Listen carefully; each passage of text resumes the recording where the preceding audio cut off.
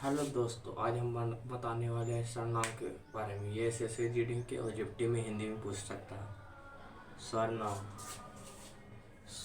सरनाम को हम लोग सर और नाम के नाम से जाना जाता है। सरनाम। सरनाम किसे कहते हैं?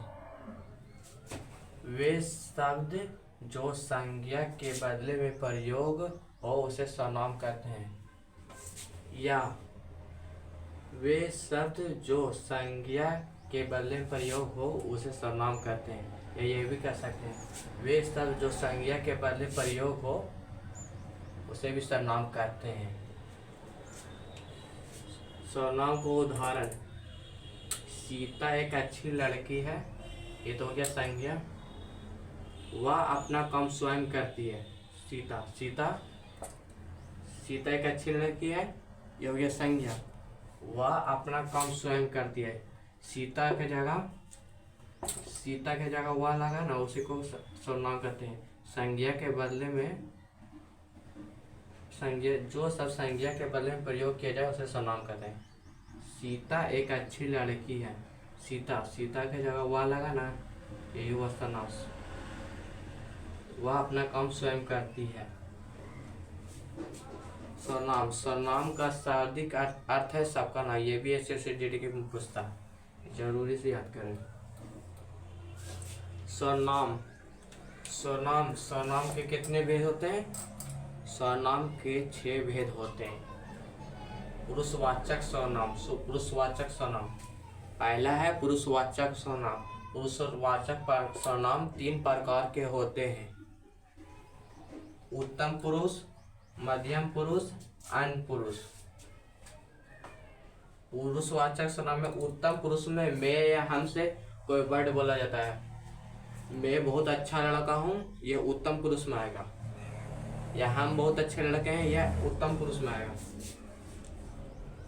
अब मध्यम पुरुष में आप बहुत अच्छे लड़के हैं, आप बहुत काम करते हैं, आप लोग बहुत अच्छे हो, यह मध्यम पुरुष में। अन्य पुरुष में या लड़का है, वह किताब रखा हुआ है, ये मेरी किताब है, वे लोग खा रहे हैं, ये सब अन्य पुरुष में आता है। वह अच्छा लड़का है, या किताब मेरा है, वे लोग खा रहे हैं,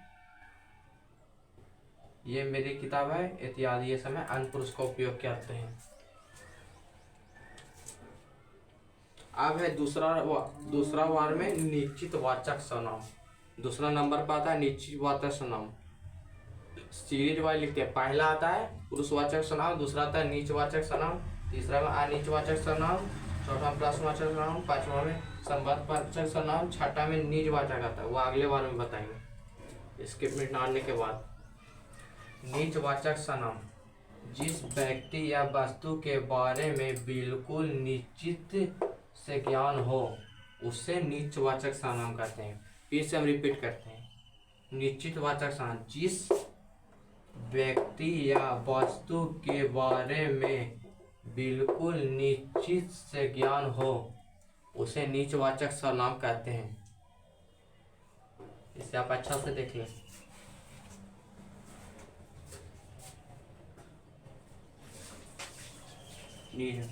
नीचवाचक में क्या चीज होता है? जिस व्यक्ति या वस्तु के बारे में बिल्कुल निश्चित ज्ञान हो उसे नीचवाचक सर्वनाम कहते हैं। नीचवाचक का उदाहरण देखें। यह पुस्तक मेरी है। यह है जो अन्य पुरुष है। यह पुस्तक मेरी है, इसमें किसी निश्चित की बात हो रहा है। यह पुस्तक मेरी है, यह पुस्तक मेरी, इसमें निश्चित हो रहा है कि ये मेरी है। वह मेरा घर, इसमें भी निश्चित है मेरा है। यह गाय है, इसमें भी निश्चित बता रहा है कि यह गाय है। यह विलायती चूहा, इसमें भी निश्चित बताता है कि यह विलायती चूहा है। अब देखेंगे अनीचवाचक सर्वनाम। अनीचवाचक सर्वनाम: जिस व्यक्ति या वस्तु का बोध ना हो उसे अनीचवाचक सर्वनाम कहते हैं।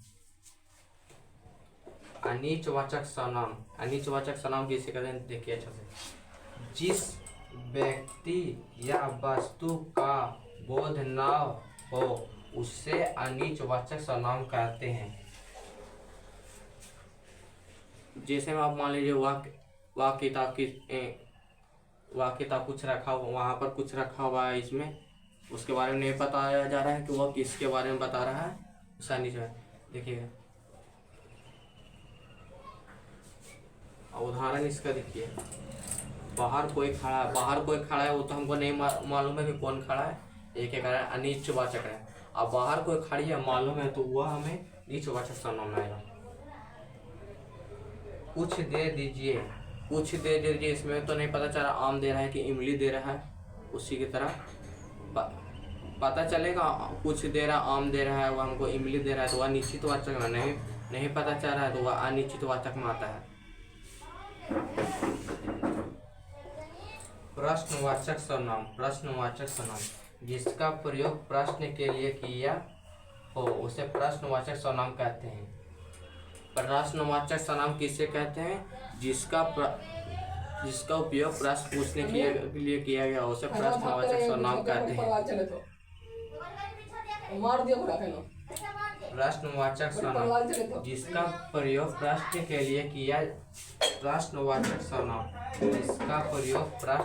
लिए किया हो उसे प्रश्नवाचक सर्वनाम कहते हैं। उदाहरण, आपने क्या खाया, इसमें प्रश्न पूछ रहा है ना, क्या, इसमें प्रश्न हो गया कि आपने क्या खाया, इसमें प्रश्नवाचक में प्रश्न आ गया ना, क्या। आपके घर कौन आया, इसमें कौन है प्रश्न पूछ रहा है, क्या हो गया प्रश्नवाचक सर्वनाम। अब है संबंधवाचक सर्वनाम, यह 5वें नंबर पर आता है। संबंधवाचक सर्वनाम जो शब्द या वाक्य का संबंध जोड़ता है उसे संबंधवाचक सर्वनाम कहते हैं। संबंधवाचक सर्वनाम जो शब्द या वाक्य का संबंध जोड़ता है उसे संबंधवाचक सर्वनाम कहते हैं। संबंधवाचक सर्वनाम समझ में, जो शब्द या वाक्य का संबंध जोड़ता है उसे संबंधवाचक सर्वनाम कहते हैं। इसका उदाहरण देखें, जैसी कहनी वैसी भरनी, इसमें मुहावरा सब आएगा। जैसी कहनी जैसी भरनी, जिसकी लाठी जिसकी भैंस, जो बोएगा वो काटेगा, जिसकी लाठी उसकी भैंस, इसमें मुहावरा ही आती है। अब इसको 6ठा नंबर पे आएगा नीचवाचक सर्वनाम। नीचवाचक सर्वनाम किसे कहते हैं मालूम है?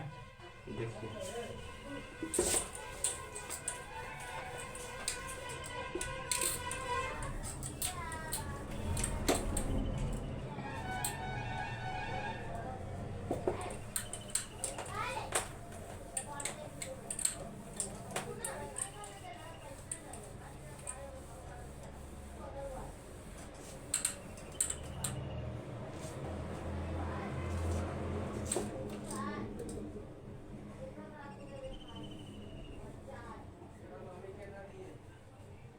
नीचवाचक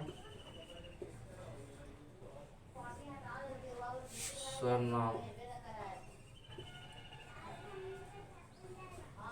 नीचवाचक सर्वनाम कहते हैं। ये 6ठे नंबर पर आता है, ये लास्ट है।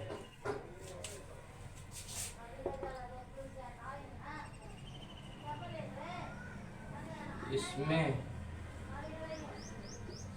कर्ता स्वयं के लिए करता है,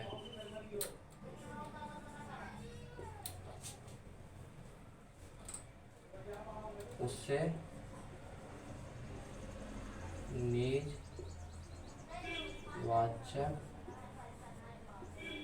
सर्वनाम कहते हैं। उदाहरण,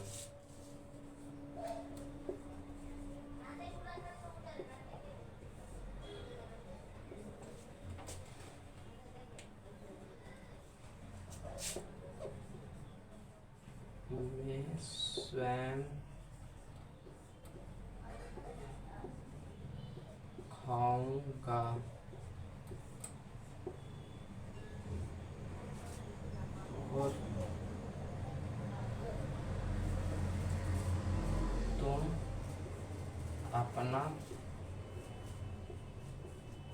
काम स्वयं करो।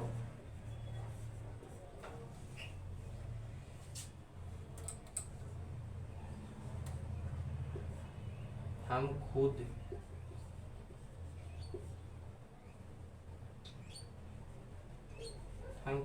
चल जाएंगे।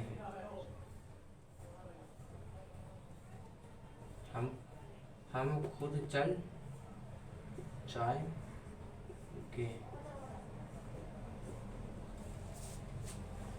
नीचवाचक सर्वनाम। नीचवाचक सर्वनाम किसे कहते हैं? ये लास्ट है हमारा नीचवाचक। इसमें कर्ता स्वयं के लिए करता है उसे नीचवाचक सर्वनाम कहते हैं। या आप बोल सकते हैं इसमें मैं अपने आप के लिए करता हूँ, या कोई भी आदमी अपने आप के लिए करता है, उसे हम नीचवाचक सर्वनाम कहते हैं। उदाहरण, मैं स्वयं खाऊंगा। इसमें मैं अपने के लिए किया, स्वयं खाऊंगा। तुम अपना काम अपने करो। हम खुद चल जाएंगे।